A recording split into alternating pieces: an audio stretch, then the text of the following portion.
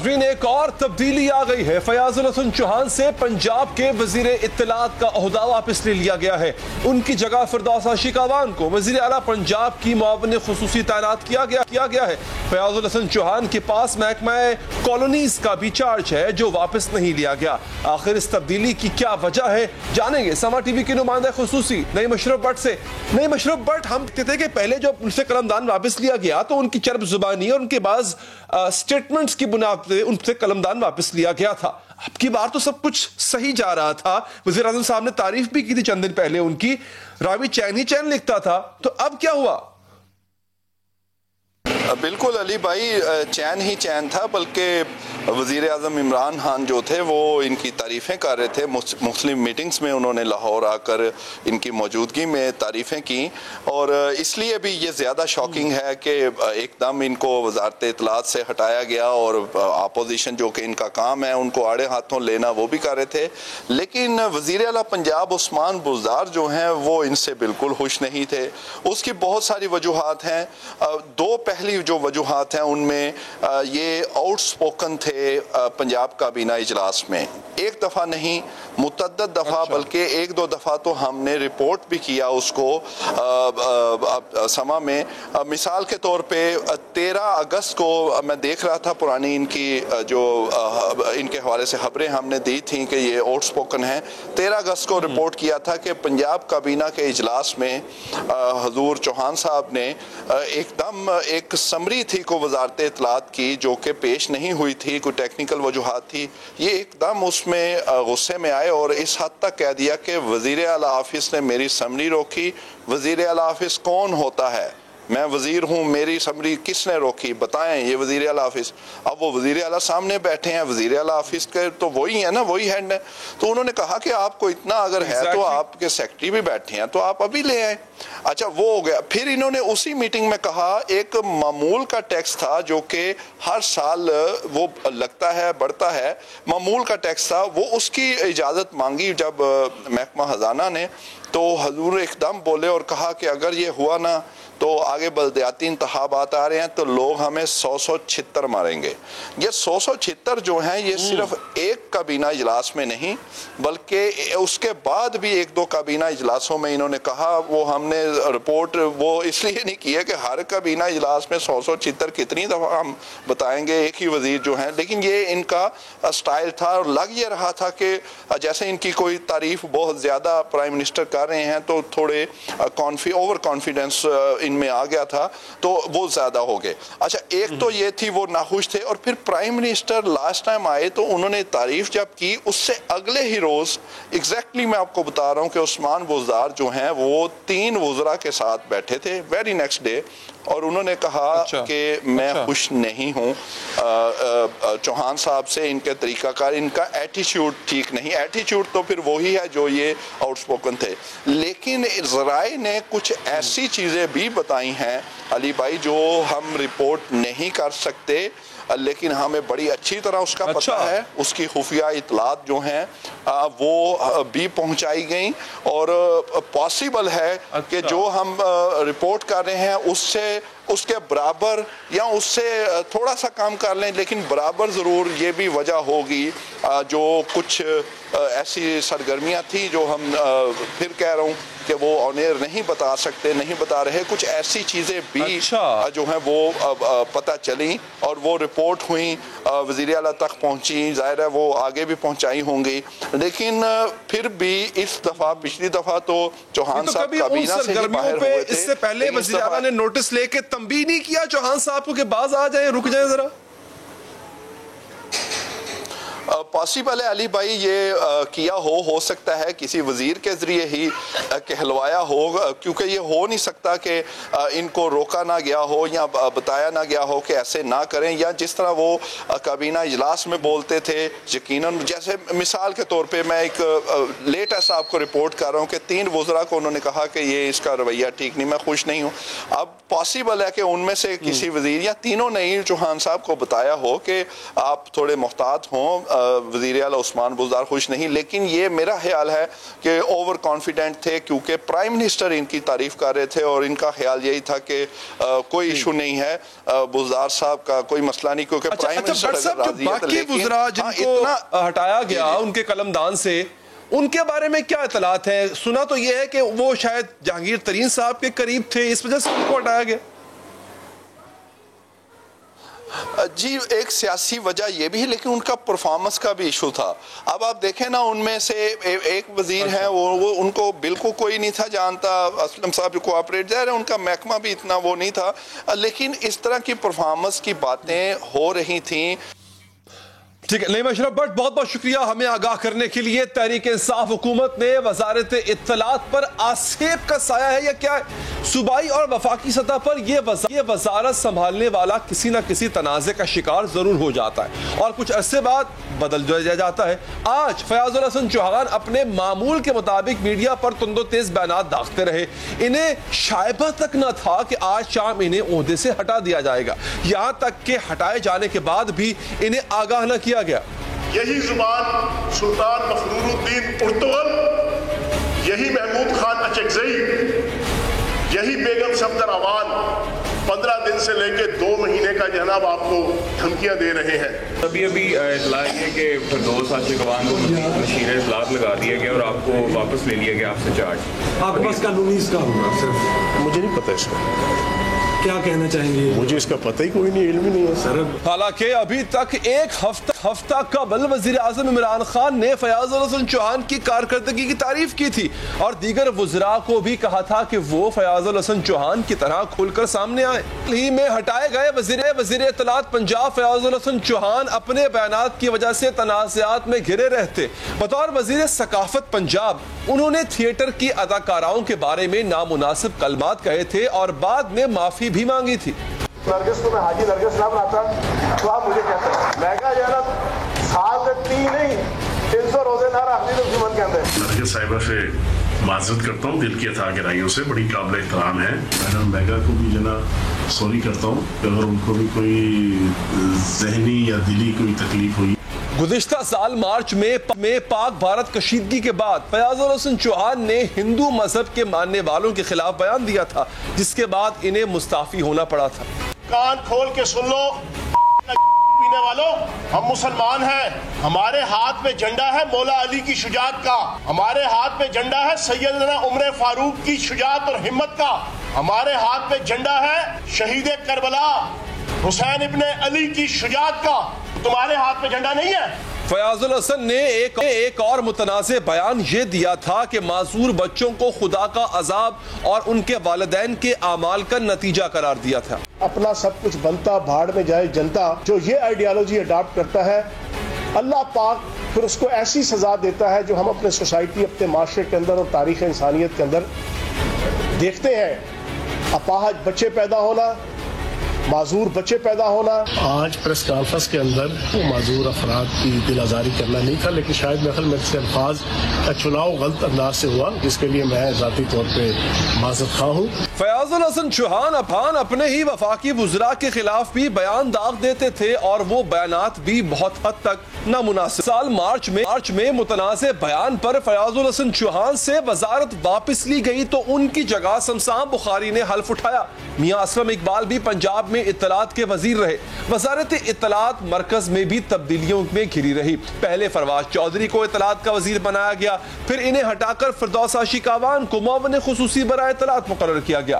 فردوس عاشق عوان نے اشارتاً کہا تھا کہ فواد چودھری کو ان کے غیر ذمہ دارانہ بیانات کی وجہ سے ہٹایا گیا تھا۔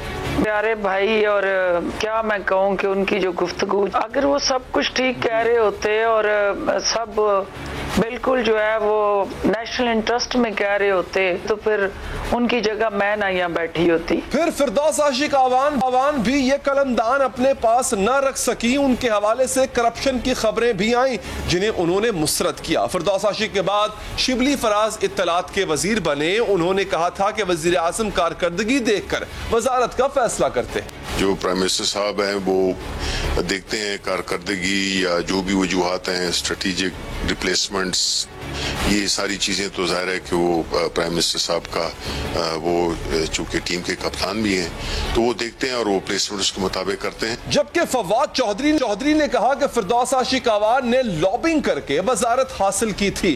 وہ جتنا عرصہ رہیں ان کی کارکردگی پر سوالیہ نشان رہے. فردوس عاشق آوان کی جگہ lieutenant general retired Asim Saleem Bajwa کو معاون خصوصی برائے اطلاعات لگایا گیا. وہ بھی زیادہ عرصہ عہدے پر نہ رہے اور سی پیک پر توجہ دینے کے لیے اس عہدے سے مستعفی ہو گئے. یہ تھی کہانی ہمارے ملک میں اس ایسی وزارت کی جو اکثر تنازعات میں گھری رہتی ہے. ایک وقفہ لیں گے ناظرین. وقفے کے بعد عثمان ڈار صاحب سے پوچھیں گے کہ حکومت اب اپوزیشن پر مزید کتنی سختیاں کرنے جا رہی ہے اور اس کے ساتھ ساتھ ہمارے ساتھ موجود ہوں گے صدر ٹرمپ اور کینڈیڈیٹ جو بائیڈن کے مشیر اس وقفے کے بعد. ناظرین اپوزیشن کے اسٹیبلشمنٹ مخالف بیانیے کے بعد سے حکومت کا رویہ جارحانہ ہو چکا ہے. سخت اقدامات کے ارادے ظاہر کیے جا رہے ہیں, سخت بیانات دیے جا رہے ہیں. وزیر اعظم کا لہجہ دھمکی آمیز ہے, وزراء کے لب و لہجہ میں بھی سختی ہے. ایاز صادق کے قومی اسمبلی میں بیان کے بعد سے تو معاملات پوائنٹ آف نو ریٹرن پر پہنچتے دکھائی دے رہے ہیں. سوال پیدا ہو رہا ہے کہ آخر حکومت اپوزیشن کے خلاف کرنے کیا جا رہی ہے. دوسری جانب مسلم لیگ نون نے بھی آج پیغام دیا ہے کہ پارٹی کی قیادت آپس میں متحد ہے. آج احتساب عدالت میں شہباز شریف اور حمزہ شہباز کی پیشی تھی تو مریم نواز بھی لیگی رہنماؤں کے ہمراہ وہاں جا پہنچی اور اپنے چچا اور چچا زاد بھائی دونوں سے گلے ملی اور حمزہ شہباز کو تھپکی بھی دی. اس سے قبل وزیر اعظم عمران خان اپوزیشن کے قیدی رہنماؤں سے جیل میں موجود سہولیات واپس لینے کا اعلان کر چکے تھے. انہوں نے منہ پر ہاتھ پھینک کر کہا تھا کہ وہ چھوڑیں گے نہیں. بچے اربوں روپے کے گھروں میں رہیں اور وہ جا کے وی آئی پی جیل میں ٹھہرے. تم واپس آؤ تو میں دیکھتا ہوں تمہیں ہم کیسے رکھتے ہیں. اب سے کوئی ان کو وی آئی پی جیل نہیں ملیں گے, ان کو عام قیدیوں کی طرح ہم رکھیں گے. اس کا عملی مظاہرہ آج حمزہ شہباز اور شہباز شریف کی پیشی کے موقع پر دیکھنے میں آیا. دونوں رہنماؤں کو بختر بند گاڑی میں پیش کیا گیا. مریم نواز نے اسے انتقامی کارروائی قرار دی. مطلب جو یہ آپ منہ پہ ہاتھ پھیر کے کہتے ہیں میں چھوڑوں گا نہیں, اب دیکھوں گا یہ ہوگا وہ ہوگا, یہ سارا وہ انتقام ہے جو آپ کو نظر آ. پنجاب حکومت کے سابق ترجمان فیاض الحسن چوہان جن سے آج یہ عہدہ واپس لیا گیا ہے وہ بھی ایک بیان میں اندیا دے چکے تھے کہ اب لیگی رہنماؤں سے سختی کی جائے گی. آپ وی آئی پی طریقے سے جو احتساب آپ پچھلے 2-2.5 سالوں سے نپٹاتے رہے ہیں, اب آپ کا ریئل طریقے سے احتساب شروع ہوگا اور آپ کو احتساب عدالتوں میں اپنی اس کرپشن کا حساب کتاب دینا پڑے گا. حکومت ایاز صادق کے ابھی نندن سے متعلق بیان پر بھی سخت موقف اپنا چکی ہے. ایاز صادق نے کہا تھا کہ بھارت کے ممکنہ حملے کے ڈر سے پائلٹ ابھی نندن کو چھوڑا گیا. وفاقی وزیر اطلاعات سینیٹر شبزی فراز نے آج پھر ٹویٹ کیا ہے کہ ایاز صادق کے بیان کا معاملہ پس منظر میں نہیں جائے گا. انہوں نے ٹویٹ میں لکھا ہے کہ پاکستان کے عوام گجرانوالہ کو کوئٹہ جلسوں کے ملک دشمن بیانیے کا حساب چاہتے ہیں. وہ ایاز صادق کے خلاف قانونی کارروائی کا اعلان کر چکے ہیں اور حساب لینے کی بات کرتے ہیں. پہلے انہوں نے کہا تھا کہ معافی مانگنے سے کم پر بات نہیں ہوگی اور بعد میں کہا کہ اب بات معافی سے آگے جا چکی ہے. اگر انہوں نے معافی مانگ لی, پارلیمنٹ میں معافی مانگ لی, پھر تو ٹھیک ہے, ادروائز قانون کو اپنا راستہ لینا چاہیے. لیکن پھر ساتھ میں کوئی یہ نہیں ہوگا کہ کوئی کہے کہ جی یہ دیکھیں سیاسی مخالفت ہو رہی ہے, اس میں ہم. ایاز صادق کے بیان کے تناظر میں ہی وزیر اعظم عمران خان نے بھی کہا ہے کہ آنے والا وقت بتائے گا کس کی ٹانگیں کاپتی ہیں اور کس کے ماتھے پر پسینہ آتا ہے. انشاءاللہ آنے والے دنوں میں آپ دیکھیں گے کہ کس کی ٹانگیں کانپتی ہیں اور کس کے ماتھے پہ پسینہ آتا ہے. یہ ساری قوم دیکھے گی. وزیر داخلہ اعجاز شاہ کا بیان بھی معنی خیز ہے. انہوں نے نتیجہ آمیز انداز میں دھمکایا ہے کہ اے این پی قیادت پر قاتلانہ حملے دہشت گردی کے خلاف ان کے بیانات پر طالبان کی طرف سے ہوئے تھے. جو لوگ مسلم لیگ نواز کے بیانیے کے ساتھ ہیں انہیں بھی خطرہ ہے. جب اے این پی حکومت نے ٹیررزم کے خلاف طریقے طالبان افغانستان اور پاکستان میں بلوگوں کو مار دیا, حاجی غلام محمد بلوگ کو مار دیا, پھر افتخار کے بیٹے کو مار دیا, یہ ریئیکشن ہے. تو میں اس دعا کے ساتھ کہ ہمارے یہ لوگ جو کہ اس نون کے بیانیے کے ساتھ ہیں, اللہ تعالیٰ ان کو ہدایت دے اور اللہ تعالیٰ उनकी हिफाजत भी करें, तो मुझे लगता ही है कि वो वनरेबल है। आखिर क्या होने जा रहा है, हुकूमत क्या करने का इरादा रखती है, सवाल का जवाब लेंगे तहरीक इंसाफ के रहनुमा उस्मान डार से। डार साहब शुक्रिया आपके वक्त का। सर ये बताइएगा कि अय्याज सादिक का मामला तो आप पसे पुश डालना नहीं चाहते, मगर करेंगे क्या? उनके बयान को पार्लिमानी प्रिविलेज भी हासिल है, अब आपका इरादा क्या है, क्या कार्रवाई करना चाहते हैं उनके खिलाफ आप? देखें अली, पहले तो जो बयानिया था अय्याज सादिक साहब का, ये कोई नई बात नहीं है, पूरी कौम के सामने है। गुजरांवाला जलसा में जो जुबान मियां नवाज शरीफ साहब ने हमारी अजीम पाक फ़ौज के ख़िलाफ़, फ़ौज के सिपह सलार के ख़िलाफ़, DGI-SI के ख़िलाफ़, फिर इसी तरह जिस तरह की ज़ुबान बलूचिस्तान में बोली जाती है, फिर वहाँ आज़ाद बलूचिस्तान तक की बात की जाती है PDM के जलसे में। कराची तो एक अलग टॉपिक है ना, मज़ार कायद के साथ इन्होंने किस तरह वहाँ मज़ार कायद पे हुल्लड़बाजी की, जिस तरह उछल कूद की जा रही थी, किस तरह इन्होंने, मैं समझता हूँ कि कायद आज़म के मज़ार की जिस तरह बहरूमती की गई, उसके ऊपर भी कोई एक्शन सच जो लेने की ज़रूरत थी। FIR को जिस तरह कंट्रोवर्शियल इन्होंने बनाया और सिंपैथीज लेने की कोशिश की, बिलाखिर जो बयानिया गुजरांवाला से शुरू हुआ, कराची और बलूचिस्तान से होता हुआ वो पार्लियामेंट में पहुंच चुका है अय्याज सादिक साहब की शक्ल में। और मैं समझता हूँ कि अय्याज सादिक साहब के इस स्टेटमेंट को बाकायदा speaker national assembly Asad Qaiser साहब को एक कमेटी बनानी चाहिए, इसकी पूरी इन्वेस्टिगेशन होनी चाहिए कि ये पॉलिसी चाहिए क्या बताएं। आप गवर्नमेंट में है, कार्रवाई का आगाज आपने करना है, असेंबली में चलें, आप मूवी ले आए, कोई असेंबली में कोई ऐसी करारदादी ले आए उनके खिलाफ, आप भी तो कुछ करें ना, आप सिर्फ तकरीरें कर रहे हैं, कर तो आप भी कुछ नहीं रहे। देखिए मैं समझता हूँ लानी चाहिए, कम से कम ये तमाशा बंद होना चाहिए अली। कोई भी गैरतमंद लीडर जब उसके अदारों को कमजोर करने की बात की जा रही हो, जब मुल्क की सालमियत पे हमला किया जा रहा हो, जब उसकी कौम की गैरत को ललकारा जा रहा हो, तो फिर वो लीडर उस कौम का, उस मुल्क का दफा भी करता है और जीता है। साहब ये काम और ये बातें तो इमरान खान साहब ने भी की हुई है, माजी के उनके बयानात भरे पड़े हैं, इंडिया जाके उन्होंने ऐसे बयानात दिए हैं जो पाक आर्मी के खिलाफ थे। तो अगर आपने ये करना है तो फिर आपको नहीं लगता क्रॉस द बोर्ड कार्रवाई होनी चाहिए? एक तो मैं समझता हूं कि इसके ऊपर भी खुल के डिबेट हो जानी चाहिए। मैं आपको दावत देता हूं, आप अपोजिशन के किसी रहनुमा को बुला लें, मैं भी आ जाऊंगा, कौम के सामने रख देते हैं, दूध का दूध पानी का पानी कर देते हैं कि ये भी जो इन्होंने एक तमाशा लगा रखा है कि फलां वक्त फलां ने बात की और हमने ये बात की। देखें मैं बार मीडिया पे ये बात कर रहा हूँ, ये नून लीग वाले, अपोजिशन वाले अभी भी 90 की दहाई में रहते हैं दिमागी तौर पे।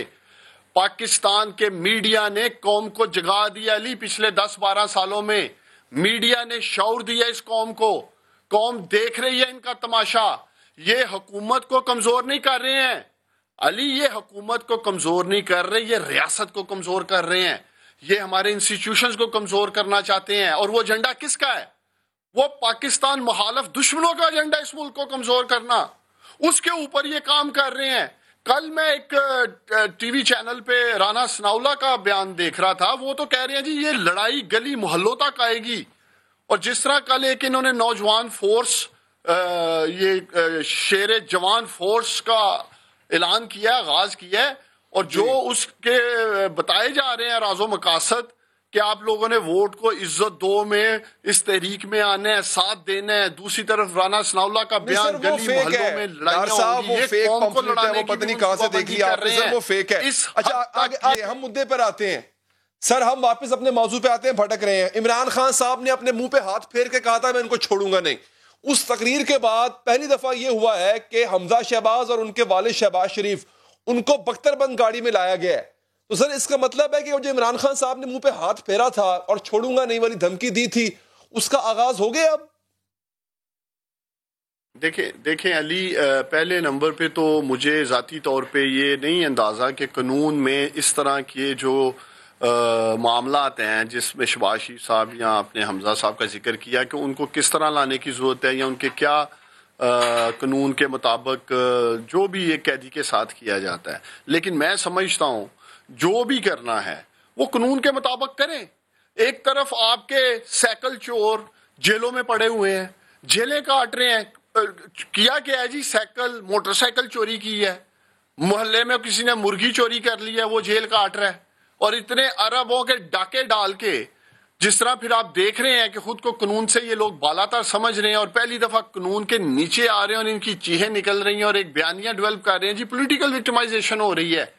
भाई आप बताएं अली, मैं चले आपसे ही पूछता हूं, कौम सुन रही है, अभी तक ये शहबाज शरीफ साहब का बयानिया जी मैंने धेले की करप्शन नहीं की और एक धेले की रसीद नहीं दे सके। अरबों रुपए की जायदादें हैं, एक धेले की रसीद नहीं अभी तक इनकी तरफ से आई कि ले जी ये मैंने चीज इस कीमत पर इस वक्त इस तरह हलाल के पैसों से ली थी। या तो कौम को वो रसीदें दिखाए ना। नैब के सवालों के ये लोग जवाब नहीं देते हैं। सवाल अदालतों में जा टॉपिक है नहीं, टॉपिक ये है, सवाल दार साहब ये है कि ये जो पहले होता था पता नहीं सही था या गलत था, लेकिन अब जो हो रहा है वो इमरान खान साहब की तकरीर के बाद हो रहा है। इजाज शाह साहब कहते हैं कि एएनपी को इसलिए खुद कुछ हमलों का सामना करना पड़ा क्योंकि वो तालिबान की मुखालफत करते थे और यही कुछ पीडीएम के साथ होगा क्योंकि वो फौज की मुखालफत कर रहे हैं। अब जब आप ये धमकियां दे रहे हैं और उन धमकियों के बाद हम ये देख रहे हैं कि ऑपोजिशन पर सख्तियां आना शुरू हो गई हैं, इसका मतलब क्या है कि आप असरअंदाज हो रहे हैं?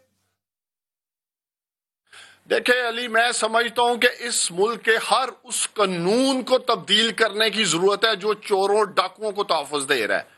एक एग्जाम्पल मैं आपको प्रोडक्शन ऑर्डर की देता हूं पार्लियामेंट में। यही जिनके ऊपर मनी लॉन्ड्रिंग के, करप्शन के मुकदमात चल रहे हैं, वो लोग प्रोडक्शन ऑर्डर की आड़ में पार्लियामेंट में पहुंच जाते हैं। क्या इनके हलके के लोग जो हजारों लाखों की तादाद में वोट देते हैं वो अपने मसाइल हल करने के लिए वोट देते हैं और ये लोग माल बनाने पे लग जाते हैं, लूटमार पे लग जाते हैं, हल्के की नुमाइंदगी करने की बजाय करप्शन के मुकदमात और मनी लॉन्ड्रिंग जैसे मुकदमात का इनको सामने है। तो ऐसी चीजें जो इनके लिए प्रिविलेजेस बन चुकी हैं जो आप बात कर रहे हैं। इसी तरह जो भी एक क्लास जो एक तकसीम चल रही है जेल के मामले में भी जी, ये क्लास बी क्लास है, कोई सी क्लास है, तो प्राइम मिनिस्टर इस कॉन्टेक्स्ट में बात कर रहे हैं कि कानून सबके लिए एक होना चाहिए। एक तरफ छोटा चोर है वो पिस रहा है और बड़े बड़े डाकू जो हैं प्रोटोकॉल्स में आ रहे हैं, सारा कुछ हो रहा है यहाँ। सर मुझे ये बताएं डॉक्टर साहब कि आपका प्लान ऑफ एक्शन है क्या? आप करने क्या जा रहे हैं अपोजिशन के साथ? देखिए हमने अपोजिशन के साथ क्या करना है, अपोजिशन का माजी पूरी कौम के सामने है। मुकदमात वो भी इन्होंने अपने अपने अदवार में एक दूसरे के खिलाफ बनाए हैं, वही मुकदमात पे नैब काम कर रही है, उन्हीं मुकदमात पे अदालतें काम कर रही हैं और तासर ये दिया जा रहा है कि शायद हम पॉलिटिकल विक्टिमाइजेशन कर रहे हैं। प्राइम मिनिस्टर साहब ने भी आला अदलिया को जो रिक्वेस्ट की थी लॉजिस्टिक सपोर्ट देने की थी, इवन नैब को, कि हुकूमत चाहती है इसका फैसला किया जाए। आज आम आदमी भी इस मुल्क में कंफ्यूज है कि अगर फैसले नहीं किए जा रहे, इनके ऊपर मुकदमात भी हैं, या तो इनको बरी करें या सजा दें। ये भी एक तमाशा खत्म होना चाहिए अली। मैं खुद इस बात का सपोर्टर हूं कि इसको खत्म करना है। जो लॉजिस्टिक की सपोर्ट चाहिए हुकूमत देने को तैयार है ताकि मुकदमात का फैसला हो। ये भी कौम के सामने आना चाहिए कि क्या ये जो मुकदमात बनाए गए थे, माजी में बनाए गए थे और एक दूसरे पे इन लोगों ने मुकदमात बनाए थे, क्या वो झूठे मुकदमात थे? क्या यही शहबाज शरीफ साहब जो आसफ अली जरदारी का पेट फाड़कर लाड़काना और कराची और लाहौर की सड़कों पे घसीटने की बातें करते थे, क्या वो सिर्फ एक नारा ही था? क्या वाकई उसमें करप्शन थी? ये सारी चीजें कौम के सामने आनी चाहिए। दूसरी तरफ जरदारी साहब जो कहते हैं मैंने अल्लाह को जवाब देना है, मैं इन करप्ट लोगों का कैसे जवाब दे सकता हूं? Hide one park, Evans field apartment, सरे महल, क्या क्या नहीं है जो सामने आ चुका है। नहीं आया तो रसीदें सामने नहीं आई अली, रसीदें सामने नहीं आई, बाकी सब कुछ आ चुका है। मैं उन मीडिया वालों को, मेरा ये खास पैगाम लंदन में उन तमाम मीडिया चैनल्स के रिपोर्टर के लिए है कि जब मियां नवाशी साहब को वो कवर करते हैं तो उनसे जरूर पूछें कि आपके पीछे जो ये बिल्डिंग नजर आ रही है, ये एवन फील्ड अपार्टमेंट नजर आ रहे हैं, मियां साहब इनकी रसीदें दी हैं आपने अदालत में कि नहीं? एक वक्त ये था मियां साहब कहते थे मुझे पता ही नहीं ये अपार्टमेंट हमारे हैं। तो ये सवाल इनसे करे, मैं मीडिया से अपील करता हूं, इनसे पूछें मियां साहब दिखाएं, अब आप लंदन में हैं, हमें ही दिखा दे दस्तावेजात, कैसे लिए थे, कैसे खरीदे थे। आम आदमी, गरीब आदमी के टैक्स के पैसे को ये लूटमार करके प्रॉपर्टीज बनाई हैं और यही वजह है कि अभी तक एक रसीद नहीं दे सके अली ये। ٹھیک ہے، بہت بہت شکریہ ڈار صاحب، آپ کے وقت کا ایک وقفہ لیں گے. وقفے کے بعد دونوں صدارتی امیدواروں کے مشیران ہمارے ساتھ موجود ہوں گے. پوچھیں گے ان سے کس کی پوزیشن کتنی سٹرونگ ہے اور دونوں کے لیے پاکستان کے حوالے سے کیا موقف ہے اس وقفے کے بعد. ناظرین، امریکی صدارتی مارکا فائنل راؤنڈ میں داخل ہو چکا ہے. جو بائیڈن تاریخ رقم کرتے ہوئے نئے صدر بنیں گے یا ٹرمپ صدر برقرار رہیں گے، فیصلہ ہونے کو ہے اور دنیا بھر کی نظریں انتخابات کے نتائج پر لگی ہوئی ہیں اور خاص طور پر پاکستان کے لیے یہ انتخابات بہت اہم ہیں. سوال اٹھ رہے ہیں کہ اگر وہ ٹرمپ ہار جاتے ہیں تو کیا پاکستان کو نئی امریکی انتظامیہ کے ساتھ نئے سرے سے معاملات طے کرنے پڑیں گے؟ کیا پی ٹی آئی حکومت کی امریکہ کے ساتھ تعلقات کی 2 سال کی تمام کوششیں بے فائدہ ثابت ہو جائیں گی؟ کیونکہ ٹرمپ وہ شخص تھے جو پاکستان کے لیے انتہائی سخت موقف رکھتے تھے، پاکستان کے نیک نیتی اور خلوص پر سوال اٹھاتے تھے. دسمبر 2017 میں ڈونلڈ ٹرمپ نے ایک سخت ٹویٹ میں کہا تھا کہ امریکہ نے 15 برسوں میں پاکستان کو $33 ارب کی امداد احمقانہ انداز میں دی. پاکستان نے ہمارے لیڈروں کے بے وقوف سمجھتے ہوئے ہمیں جھوٹ اور دھوکے کے علاوہ کچھ نہیں دیا. انہوں نے ان دہشت گردوں کو پناہ دی جنہیں ہم افغانستان نے پکڑنا چاہتے تھے. امریکی صدر نے صرف اسی پر بس نہیں کی بلکہ پھر انہوں نے کچھ عرصے بعد پاکستان کی امداد بھی بند کر دی. پھر پی ٹی آئی حکومت کی مسلسل کوششوں کے بعد دنیا نے دیکھا کہ وہی امریکی صدر پاکستان کے ساتھ تعلقات کو مثالی کہنے لگے تھے. وزیر اعظم عمران خان نے بتایا تھا کہ صدر ٹرمپ نے افغان امن عمل میں پاکستان کے کردار کو سراہا. یہی نہیں بلکہ جولائی 2019 کی اسی ملاقات میں امریکی صدر نے کشمیر کے تنازع پر ثالثی کی پیشکش بھی کی تھی. اس پیشکش کا نتیجہ یہ نکلا کہ بھارت نے مقبوضہ کشمیر کی خصوصی حیثیت والا قانون ہی ختم کر دیا اور پاکستان ٹرمپ کو مودی کی شکایت تک نہ کر سکا تھا، جبکہ نریندر مودی عمران خان کی تعریفیں کر کے ہی پاکستان کو خوش کرتے رہے. انتہائی اقدام کے باوجود امریکی صدر پاکستان کو تسلیوں پر ہی ٹرخاتے رہے. ٹرمپ کی بھارت نوازی کی سب سے بڑی مثال ایک حالیہ معاہدے کی شکل میں سامنے آئی ہے جس کے تحت امریکہ بھارت کو اپنے حساس سیٹلائٹ مواد تک رسائی دے گا، جس کے بعد بھارت کسی بھی علاقے میں اپنے ٹارگٹ کو انتہائی درست نشانہ بنانے کی صلاحیت حاصل کر لے گا. ایک جانب امریکہ بھارت کے ساتھ انتہائی متنازع معاہدہ کر کے پورے خطے کے امن کو داؤ پر لگا چکا ہے، دوسری جانب پاکستان کے چین کے ساتھ تجارتی اور غیر متنازع معاہدے بھی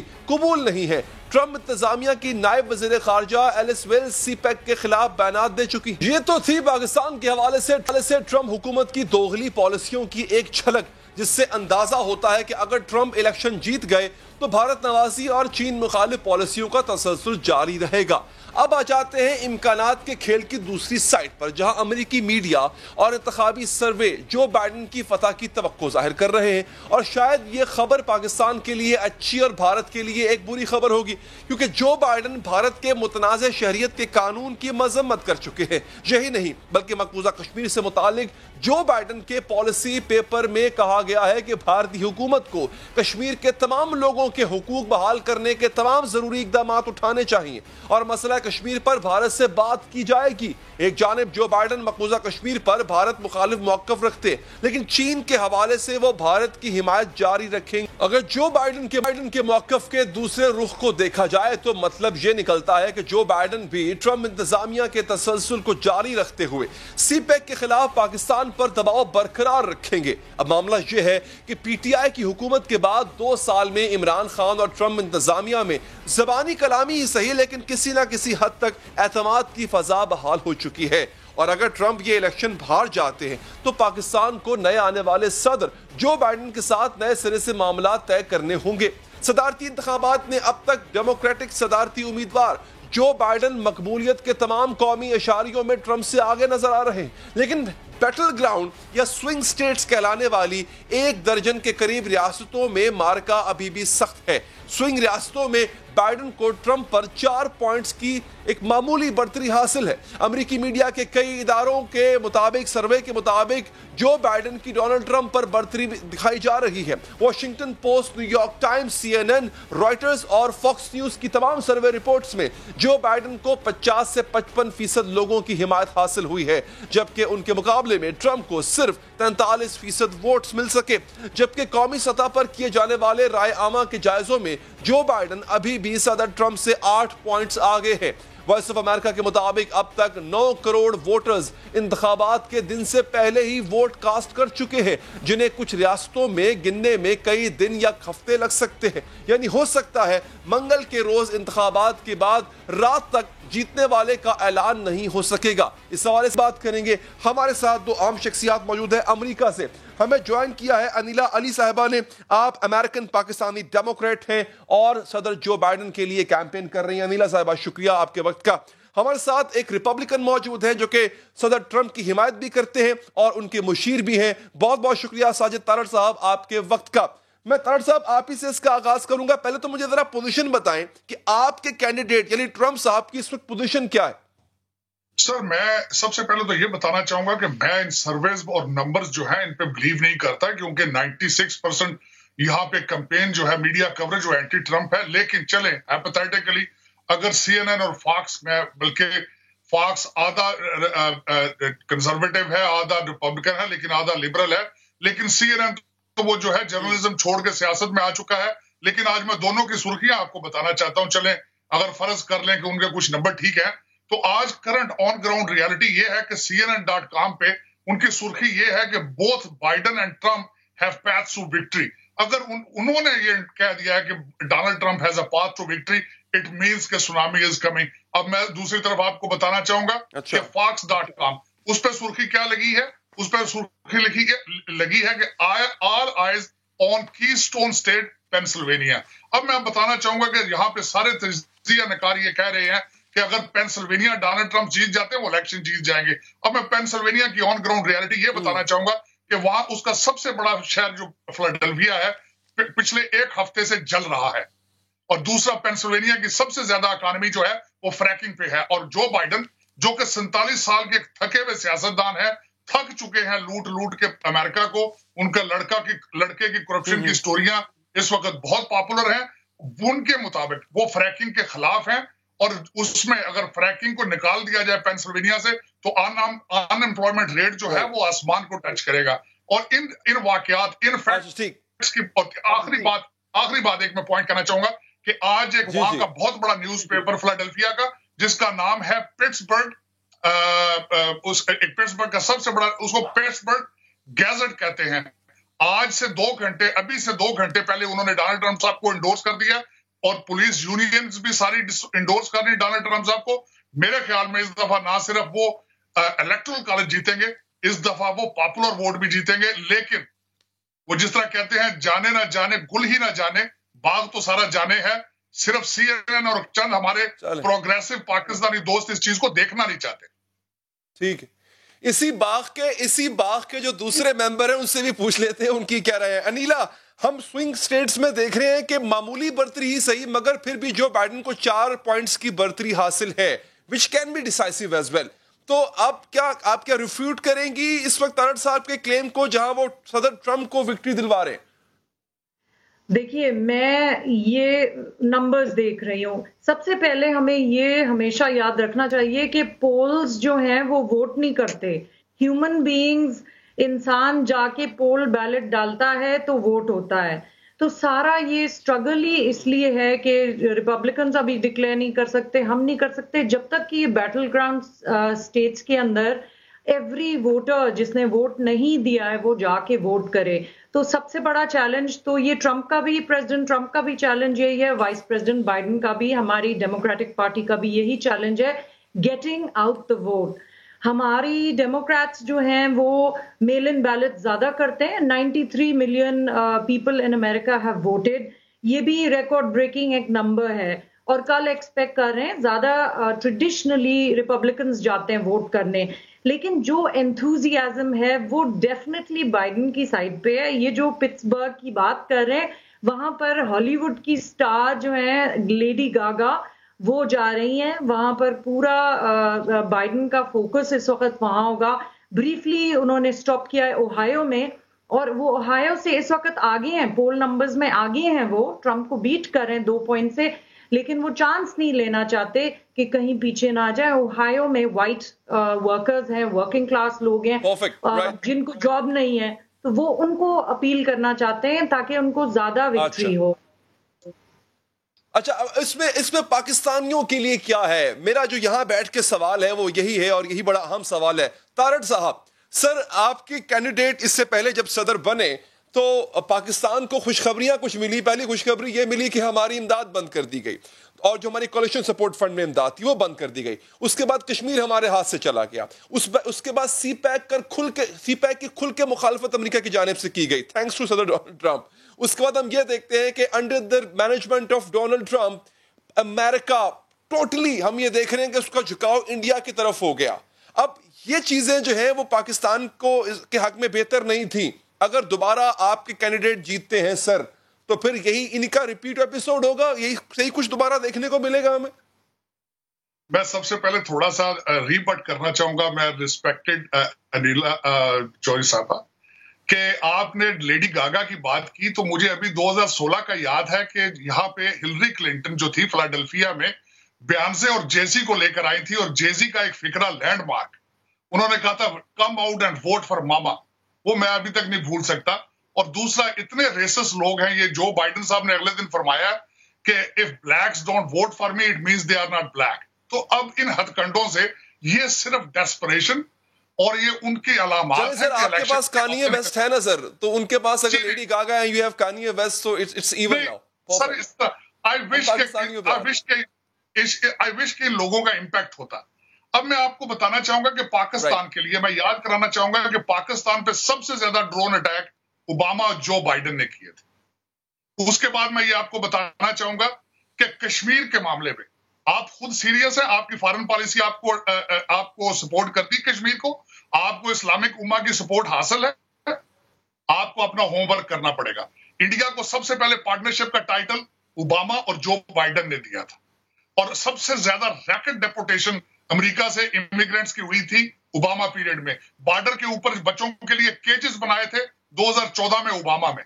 لیکن اصل میں مسئلہ یہ ہے یہاں اس وقت بلکہ ڈیموکریٹ اور ریپبلکن بھی نہیں ہے, یہاں پہ ایشو چل رہا ہے کہ میڈیا چاہتا ہے کہ گورنمنٹ امریکہ کی وہ چلائے, CNN چاہتا ہے کہ وائٹ ہاؤس میں گھس کے وہ آگے ساری پالیسیز بنائے, اور 96% میڈیا کوریج ایک پریزیڈنٹ. یہاں تو آپ نے خود تسلیم کر لیا تارڑ صاحب کہ Donald Trump is no different from any other Democrat. دیکھیے یہ میں کہنا چاہوں گی,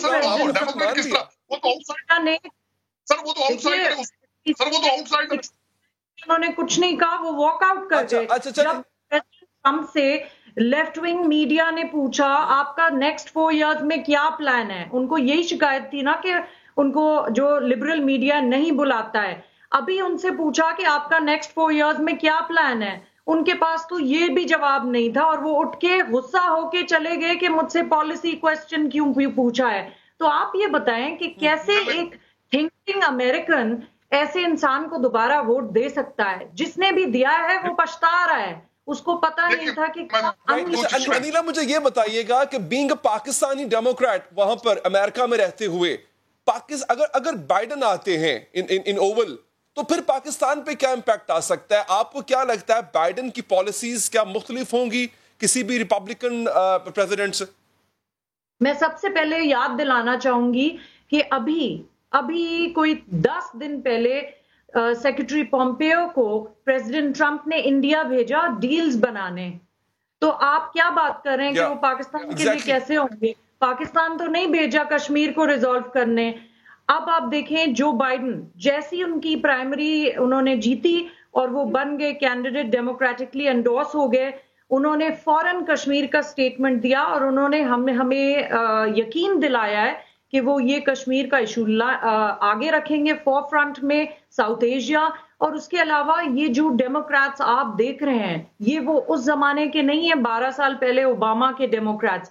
یہ ڈیموکریٹس وہ ہیں جو آج چاہے آپ کالے ہوں, براؤن ہوں, چائنیز ہوں, امیگرنٹ ہوں, ہر کسی کے لیے جسٹس اور ایکوالٹی مانگ رہے ہیں, جو کہ بیسک امریکن فنڈامنٹلز ہیں, ویلیوز ہیں. تو ہماری جو ڈیموکریٹک پارٹی ہے وہ دیکھیں ہمارے بڑے پرٹیننٹ کوسچنز ہیں یہاں پاکستان میں. انیلا اس کا جواب چاہیے ان کو. دیکھیں کیا سی پیک پر جو امریکی مخالفت ہے انڈر دا بائیڈن ایڈمنسٹریشن کیا وہ کم ہوگی؟ کیا جو بھارت پر جھکاؤ ہے امریکہ کا انڈر دا ٹرمپ ایڈمنسٹریشن کیا بائیڈن کے ایڈمنسٹریشن میں وہ کم ہوگا؟ کیا کشمیر پر موقف جو ہے وہ کم سے کم نیوٹرل ہو جائے گا under the new Biden administration اگر وہ آفس میں آتے ہیں تو؟ میں 100% کہہ سکتی ہوں وتھ فیتھ کہ جیسے ہمارے جو ڈیموکریٹس ہیں, ہمارے پاس انڈین ڈیموکریٹ ہے, انڈین امریکن ہے, رو کھنہ, آپ ان کو گوگل کریں, انہوں نے تو مودی کو کال آؤٹ کیا, انہوں نے ہندوتوا کو, ہندو امریکنز کو کہا ہے کہ ان کو ریجیکٹ کرو, اسلاموفوبیا ریجیکٹ کرو. جب ہمارے پاس نیو ویو آف ڈیموکریٹس ہے جو کہ انڈین ہیں, ہندو ہیں اور بول رہے ہیں for justice and equality, things will change. اس کے علاوہ آپ دیکھیں کہ کاملا ہیرس نے مودی کو یہ اپنی کینڈیڈیسی سے پہلے انہوں نے کہا وی آر واچنگ یو. ٹھیک ہے, آپ دونوں کا بہت بہت شکریہ. پروگرام کا وقت ناظرین یہاں پر ختم ہو چاہتا ہے. یہ تو اب وقت بتائے گا اور وقت بہت قریب ہے کہ جیت کس کی ہوگی اور کون پاکستان کے لیے بہتر ہوگا.